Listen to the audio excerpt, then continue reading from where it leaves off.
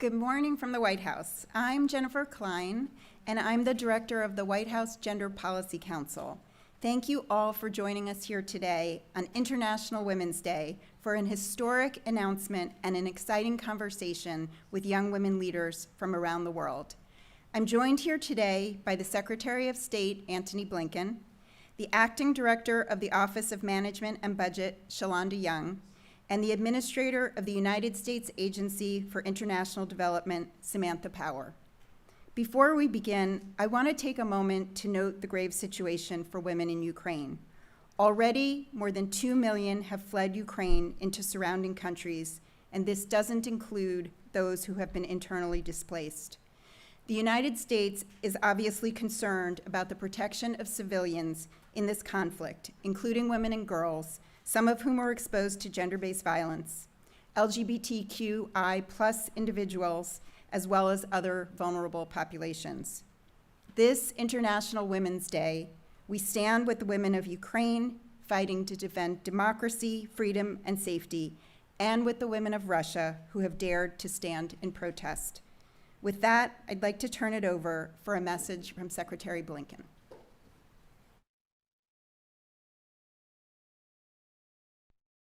Hello, everyone, and thanks for tuning in from around the world. I'm sorry I'm not able to join you in person. I'm actually in Europe coordinating with our allies and partners in response to the war in Ukraine and Russia's aggression there.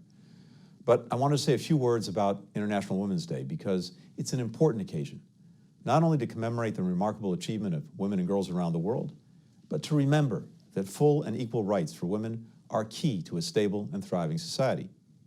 The data is clear. Countries are more secure, peaceful, and prosperous when people of all genders can participate fully and equitably in every sphere of public life. Economies are larger and stronger when women are equally represented. Peace deals are more likely to last when women are at the negotiating table. And countries with high levels of gender equality have stronger and more resilient democracies. That's why fighting for the rights and dignity of women and girls everywhere is critical to so much else that we want to achieve, at home and around the world. Today, we'll celebrate the resilience of women who are driving progress around the world, some of whom we'll hear from shortly. And we remember that despite the progress we've made, we have so much more to do. Not a single country, including the United States, has achieved gender equality. In 2022, that's simply unacceptable. We have to redouble our efforts to advance the status of women and girls around the world. To that end, I'm excited to preview that President Biden will request approximately $2.6 billion in the 2023 budget for foreign assistance programs that support efforts to advance gender equity and equality around the world. That's more than double last year's request for gender programs. This request includes $200 million for the Gender Equity and Equality Action Fund, which will advance economic security for women and girls around the world. We'll continue to defend the rights and freedoms of women and girls worldwide, including in Afghanistan, where we continue to support women fighting for their rights in education, and in Ukraine, where we're pushing for women's peace and security. At the State Department, our Office of Global Women's Issues runs programs that advance women's leadership, supports women's economic empowerment, and combats gender-based violence in 60 countries. And we'll lift up exceptional women leaders, like those here with us today, including Mira Tarazi, who is creating eco-friendly electric scooters for universities and airports. She's helping address the climate crisis and inspiring other young women in STEM to follow in her footsteps. Other leaders here today are promoting democracy across borders, preventing and responding to the scourge of gender-based violence, striving to protect children from harm online, and other urgent challenges. As their work powerfully illustrates, we need women's ideas, we need women's talents. And when they're excluded, overlooked, or ignored, we all lose out on their contributions. I want to thank our participants here today for your determination and commitment to improving your communities and countries, and everyone who tuned in from around the world. We can't wait to see the tremendous good that you do. Let's not stop until we achieve a world where women and girls everywhere are treated as full and equal in rights and dignity. Thanks, everyone.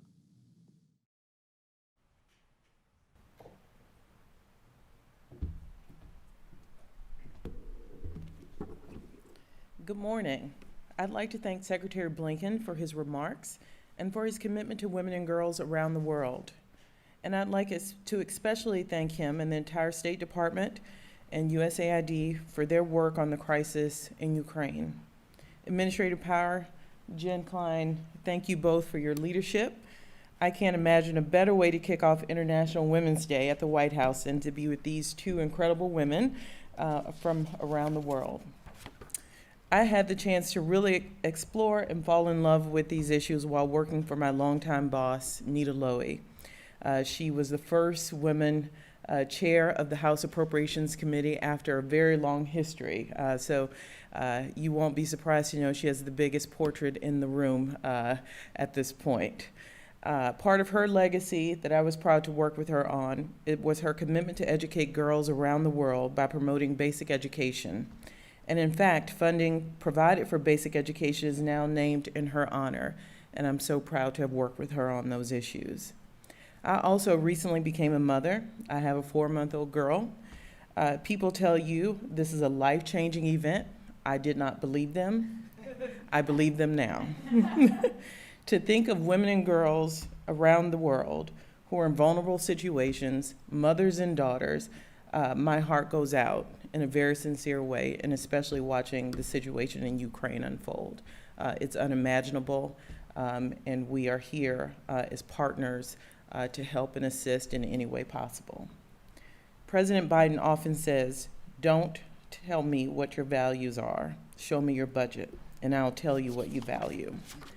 Our budget for the next fiscal year is going to show a lot about how the president and the entire Biden-Harris administration values women and girls. This $2.6 billion request will more than double last year's budget request for foreign assistance programs focused on gender equality. Never before has the U.S. government requested much money for this vital work, but we are doing it now because we know how important it is to advance the economic security of women and girls, to get more women involved in conflict prevention, resolution, and recovery, to prevent and respond to gender-based violence. And we know that this work doesn't happen on its own. It takes resources and commitment. This is especially true as the world continues to deal with COVID-19 and the devastation it's brought to communities around the world. We've seen it right here at home. Women and girls have been uniquely affected the past 2 years. The pandemic eroded 30 years of progress in women's labor force participation. It created a shadow pandemic of gender-based violence as rates increased around the world. And it did what every crisis does. It disproportionately hurt girls, especially girls of color and girls from low-income communities. That is why we're particularly excited that the $200 million we will request for the Gender Equity and Equality Action Fund will advance economic security for women and girls globally, especially those who have been impacted by COVID-19. So we have a lot of work to do together moving forward, but gender equality is worth the investment. It's not just how we lift up women and girls. It's also how we reduce poverty and promote economic opportunity. It's how we build stronger, healthier, and more stable economies. Today's historic announcement is just the beginning. My team at the Office of Management and Budget will work to make this budget request a reality, working with our partners in Congress. And we will continue our work with the State Department and USAID so that our teams around the world have what they need to make meaningful change. Thank you so much.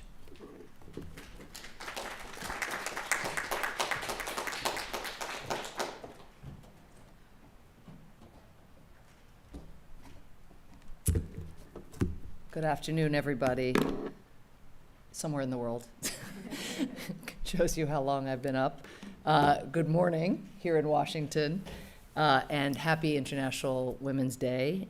So thrilling to be here at the White House, home to America's first female vice president, home to a trailblazing leader of our Office of Management and Budget, who not only is a budget maestro, but imbues that budget and her approach to leading OMB with those values that she referenced, and those are so salient and so essential here today. So Shalander, just great to be with you.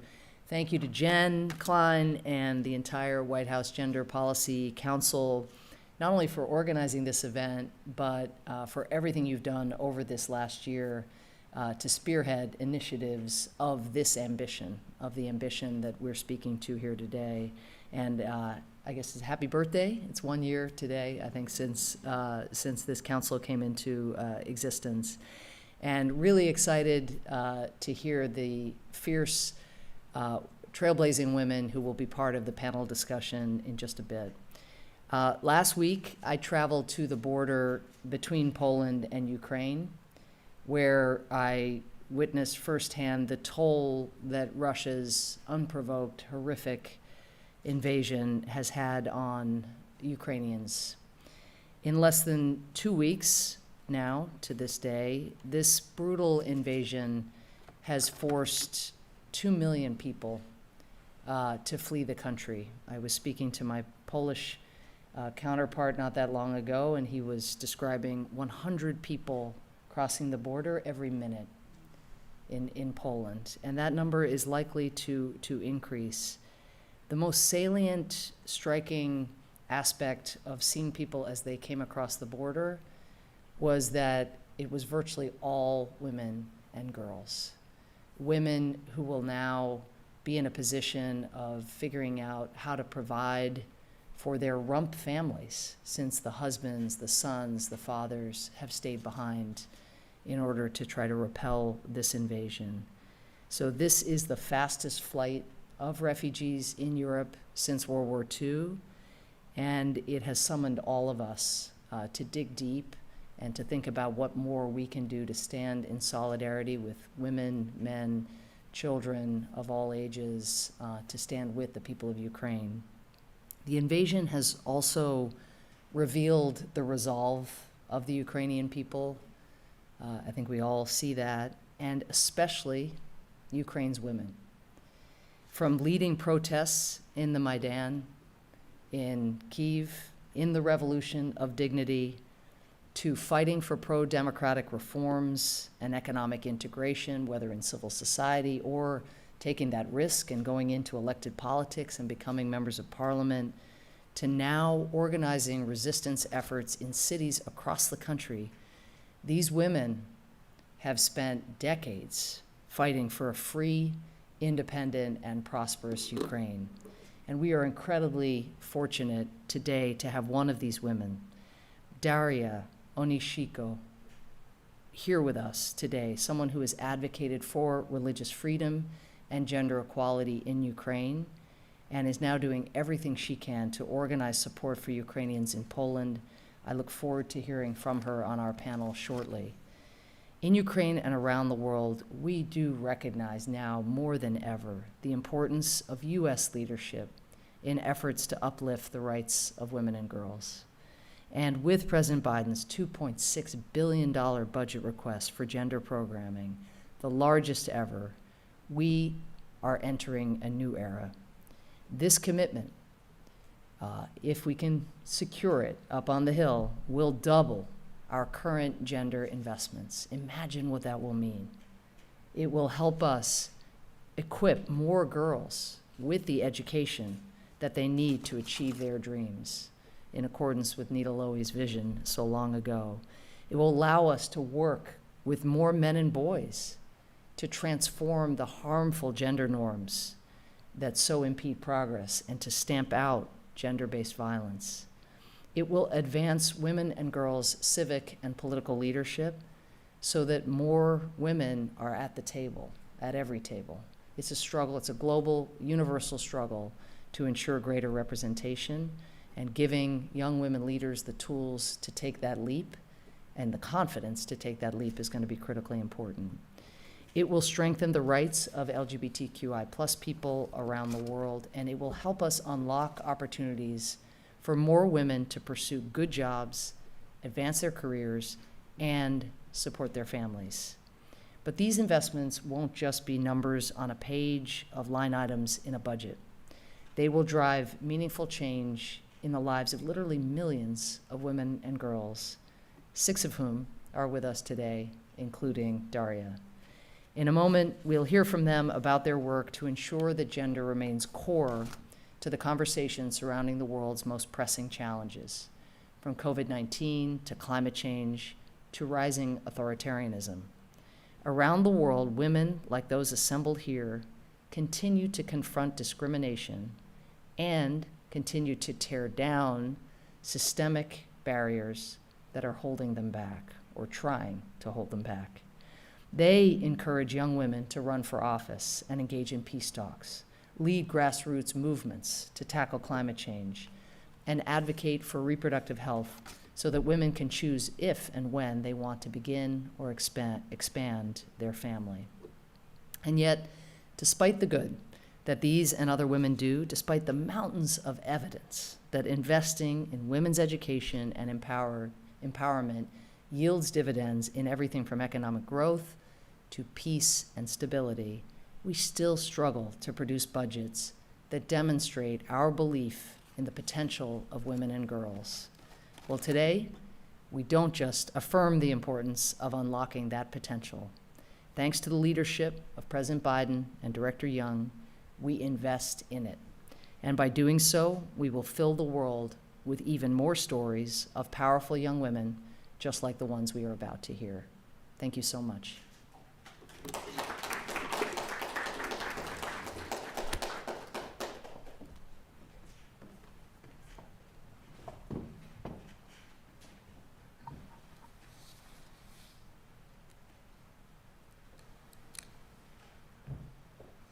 Thank you so much, Sam and Shalonda and Secretary Blinken, for joining us here today to highlight this announcement, but really more importantly for all of the work that you have done and will continue to do on behalf of women and girls around the world.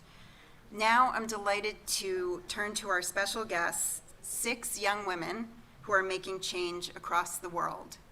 So with us today, as you heard, good morning, we have Darina, a Ukrainian pro-democracy leader who is currently based in Poland, Mira, an advocate from Jordan who works on empowering girls in STEM, Joyce, a climate activist from Brazil, Mwansa, an advocate from Zambia working on healthcare and gender-based violence, Weiwei, who works on peace building in Burma, and Morgan, a diversity, equity, and inclusion advocate from the United States.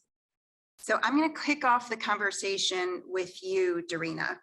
I realize, as you've heard from all of us already, to state the obvious, what an incredibly challenging time it is for you as a Ukrainian and for the people of Ukraine more generally. You have been an outspoken leader on combating authoritarianism and promoting democracy by increasing opportunities for young people to engage on issues related to democracy, rights, and inclusion, which of course is the conversation that the world is having with you right now.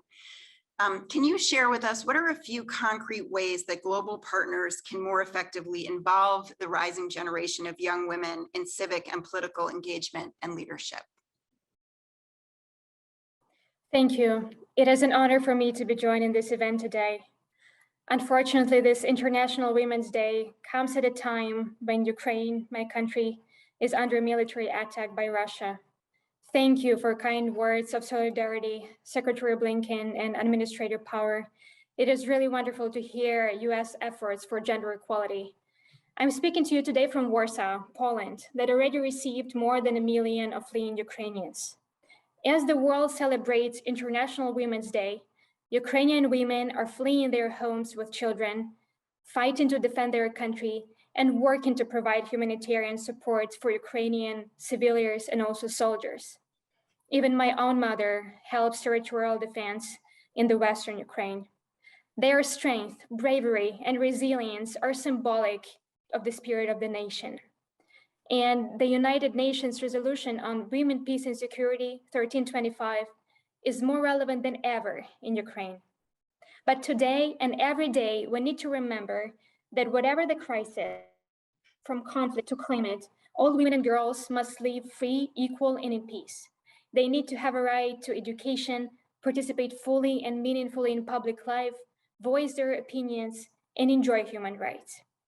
And regarding your important question, I want to start with saying that young women should be recognized as equal partners in democracy rather than being only beneficiaries.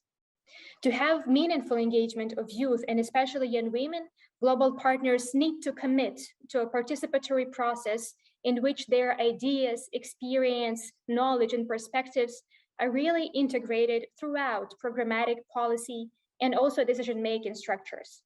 It is important that young women's voices are heard without judgment, stigma, discrimination, or threat of violence. Young women should be involved in all stages and levels of program, policy, capacity, and initiative development. This is especially true of initiatives that directly affect their lives.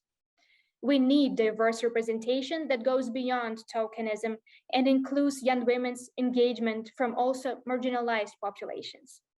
Young women should have access to accurate information, internet, and training when it's necessary in order to effectively understand the technical content, political context, and also know the stakeholders with whom they are engaging. Also, from what I saw personally in my work, donor organizations should consider more confidence building, especially for young women from smaller cities and rural areas who have interest in politics and civic life. Then we need more connections between young women politicians, activists, journalists, and senior leaders. Creating partnerships and opportunities for intergenerational dialogue and real power sharing is crucial for their successful future and also sustainable democracy as a result. Global partners, I think, need to ensure that a robust youth civil society movement is supported and well-resourced. Funding and tools should be provided in the most effective but also respectful manner where it's possible. This also means that young women, like their adult colleagues, cannot be viewed only as volunteers. Their time and expertise is worthy of compensation. Young people overwhelmingly identify increased access to funding as their major priority, and it's especially true for young women. So my main message is recognize young women as equal partners in democracy, hear and lift their voices. Thank you. Thank you so much.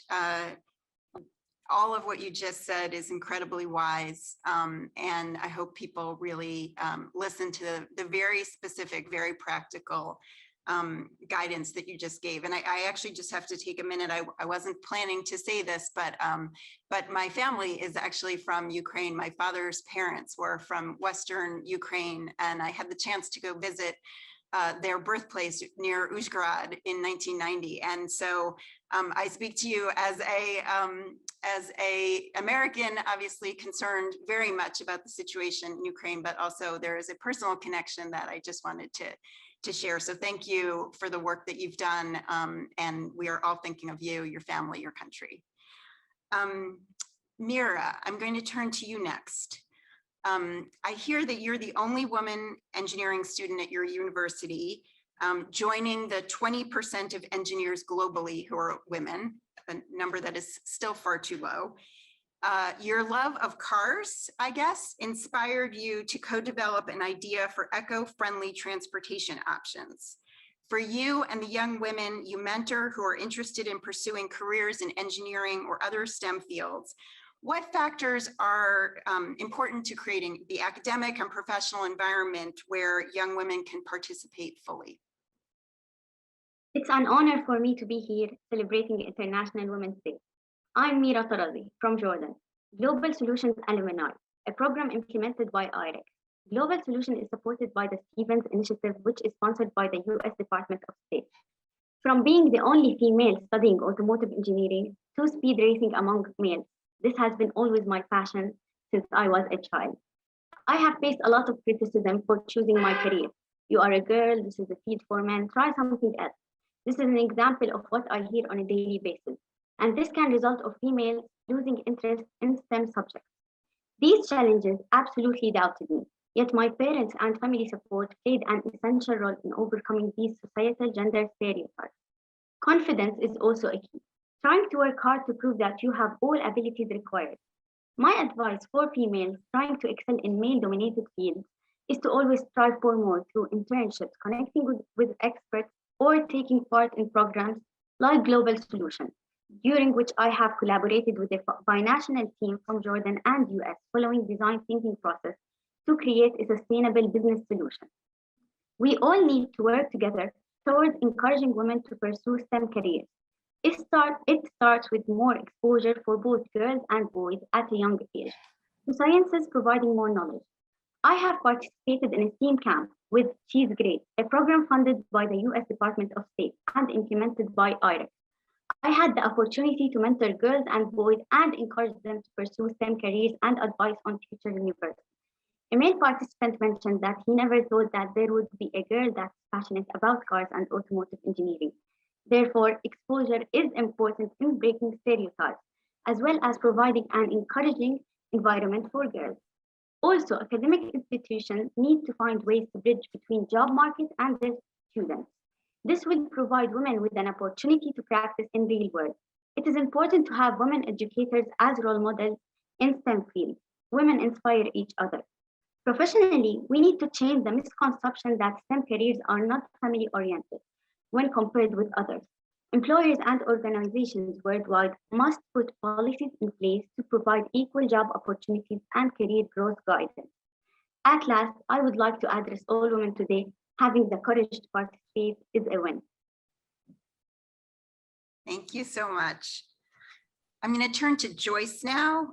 Joyce, you have merged the imperative for climate action, especially on water and energy issues, with a really creative approach to encourage everyone to do their part in addressing climate change, which, as you know better than anyone, is not a gender neutral issue.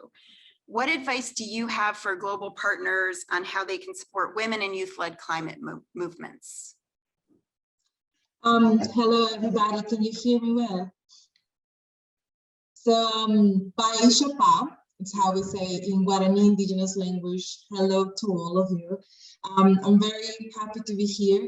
And yes, it's been several years working with local people, with vulnerable communities in climate adaptation, climate mitigation, in the water, energy, and food nexus. And what I have seen and learned is that climate justice is completely intertwined with social justice. We cannot separate these two parts. And whenever we think about this gender approach, we need to understand there are local realities, and the local realities, they also differ to one country and one region to other. So for me, it's really important also, and advising the partners is that it's very important to decolonize what support means, and also listening the communities, the youth, women, and as well as is very fundamental in this point that we see we have obviously the Paris Agreement, and we have all these international frameworks. We need to bring this to a local perspective, to a regional framework, but with local action. Access to finance as well is fundamental in order to promote and catalyze this climate action, as well as recognizing this traditional and indigenous knowledge as part of the solution in mitigation and adaptation, but also as part of understanding, this paradigmatic change that we need to do in order to overcome climate change, and as well like social and climate injustice. As well, we see is very fundamental to support these young women and youth in vulnerable communities that, as we see, they are suffering and they are in the front lines of the climate impacts, as we see till these days. And youth, especially youth, we are catalysts of transformation. So we need these means in order to expand our action, this capacity building, especially and as well as understanding the global perspective. As we know, what's happening is not separated, as well as in our local territories. We're also suffering a lots of violence related to climate change. And climate change will intensify these conflicts that we already have. So this is kind of my perspective and advice. It would be this finance access, understanding the local needs, decolonizing as well what support means, and capacity building for vulnerable communities and young women from around the world. Muito obrigada. Thank you. Thank you so much. All right, I'm going to turn now to Weiwei. You have worked to empower young people and women from marginalized communities in Burma through programs that build peace and mutual understanding among very diverse groups.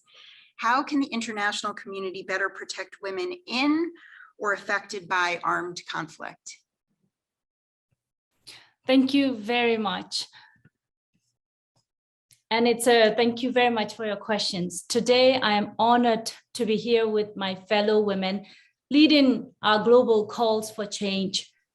Seeing you all here committed to making our world a better place, I am even more inspired. From Ukraine to Burma, the international community's comprehensive and timely support is essential for us women to build our movement for peace, justice, and equality. This is because our limited capacity and shrinking space for civil society cannot ensure that critical resources will be readily available and accessible. Our deep contextual knowledge with our communities, as well as our collective experience combating patriarchal norms, are indeed what distinguish us from our world stakeholders. Yet, without their sustainable aid, it is challenging to maximize what we have to achieve what we want. As a human rights activist from Burma, I myself personally have confronted these challenges for nearly a decade since my 7 years as a political prisoner.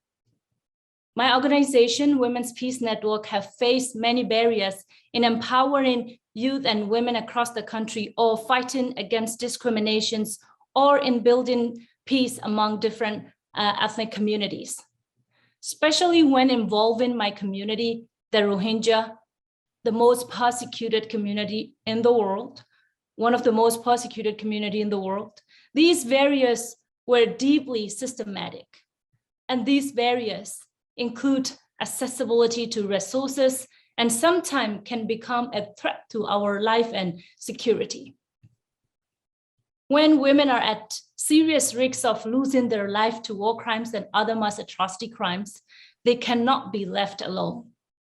This is the case with my country, where the Burmese military has used weaponized sexual violence against ethnic minorities for decades and wielded it against the entire population since they attempted coup last year. In time like this, the international community must immediately act to protect these women, including by fulfilling responsibility to protect principles and upholding the women's peace and security agenda. Countries must immediately provide effective relief and recovery, including by providing psychosocial support and livelihood support, and by enabling cross-border aid for those forcibly displaced and upholding the principles of non-refoulement. Resources, which include materials and financial support, must be provided to the women's groups and other community-based organizations so that a sustainable path to recovery can be built. Countries such as the US, United States, must hold the perpetrators of international crimes accountable to prevent recurrence of such crimes and bring justice for the survivors. And this process must include atrocity determinations as well as tools to cut all lifeline to the perpetrators of these atrocities. For Burma, international community must take leadership by making a genocide determinations for Rohingya and imposing sanctions on Myanmar oil and gas enterprise and enforcing global arms embargo. Addressing the root causes of violence and armed conflicts and recognizing such atrocities, including violence against women as they are, is the only way we can achieve gender equality, sustainable peace and security for all. Thank you very much. Thank you so much, Weiwei, for your sharing your experiences and again, your very practical and very substantive thoughts there. I'm going to turn to Morgan now. You've worked to highlight the stories of powerful women of color throughout history to ensure that young girls of color learn about the lives and work of role models from their own communities, and to help all of us appreciate the impact of these important women in history. So as we mark Women's History Month, as well as International Women's Day, and as Samantha said, the first anniversary of the Gender Policy Council. Tell us, what recommendations do you have for educating young people and inspiring the next generation of girls to advance greater equity and inclusion? First, thank you for the opportunity to be here. And to answer the question, I believe that to inspire the next generation of girls, we need more inclusive curriculum in schools and more opportunities to build the problem solving and leadership skills that I gained from being in programs like Girl Scouts. Seeing modern day women of color and those from the 20th century in textbooks can and likely will effectively encourage girls to continue to strive for equity and inclusion. While we need to learn to talk about sheroes like Harriet Tubman from the 19th century, I think it's also time to start highlighting and showcasing women of color like Kalpana Chawla, Tammy Duckworth, and Corazon Aquino, who were confident and courageous from the 20th and 21st century. Educators need to feature more women of color role models in schools to foster a sense of belonging and to give girls confidence and the courage to dream. The United Nations theme for this year's celebration is Gender Equality Today for a Sustainable Tomorrow. Gender equality is so important because it is our unique differences, perspectives, and knowledge that will bring about the creative solutions that this world needs for issues like climate change, war, and more. We need to make sure that young girls all over are seeing representation of themselves, so that they feel empowered to share their voice and ideas, and as Girl Scouts say, be the girls the world needs. It's been said that you cannot be what you cannot see, and that has definitely been the case for me as a passionate African-American female who cares deeply about my community. I have always loved history, but when I looked through my history books and classes, I didn't always see any stories of the women that helped shape the country that looked like me. Too many women, and especially minority women, are being undervalued, ignored, and not represented. And that's why I created a project for my Girl Scout Gold Award, which is a sustainable project meant to make the world a better place, called Learning Her Story. I created a website and an Instagram page to highlight women of color to encourage girls and show them that there are women, specifically minority women, that have done and are still doing amazing things. Women like Ida B. Wells, a journalist, activist, and researcher who battled things like sexism, racism, and violence, who used her voice to shed light on the conditions of African Americans throughout the South. Or Ibtihaj Muhammad, an American saber fencer who was the first Muslim American to wear a hijab while proudly representing the United States in the Olympics. And there are so many more incredible women who have made history, like Ilhan Omar, Katani Jackson, Kamala Harris, Mae Jemison, and Patricia Bath. And some of those women I had never heard of until recently, or until I began my research for my Gold Award. And our goal should be to change that for the future generations of girls to come. Thank you. Thank you so much. And last, I'm going to turn to Mwanza. You have advocated for sexual and reproductive health rights and services and ending gender-based violence.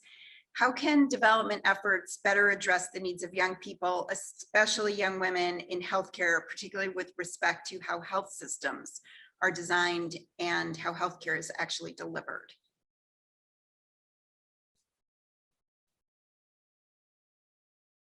Mwanza, can you hear us? I see you.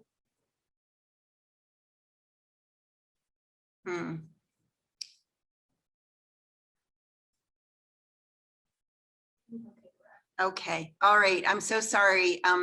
Oh, wait, try one more time.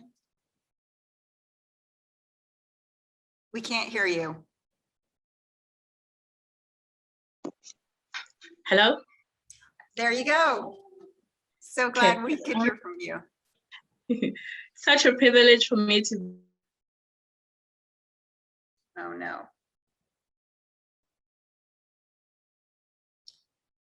Mwanza, I'm so sorry, but we can't hear you. So we're going to continue this conversation another time, and we are going to make sure and even hope that you can be in person with us. Be sitting among all these people and making an impact in their communities and the world, neglected in health systems. So gender is a key social stratifier that is affecting health systems needs, experiences, as well as outcomes. So it is important for us, gender being healthcare, rather, being something that stems, or rather that was designed, the health systems rather were designed by males in the past. So in most cases, you find that the design of the healthcare systems does not necessarily suit the women. And in our global health leaders, we have about 70% of our global health leaders who are men. So in as much as the men are representative of all these policies that are being created, the policies are not necessarily meant to suit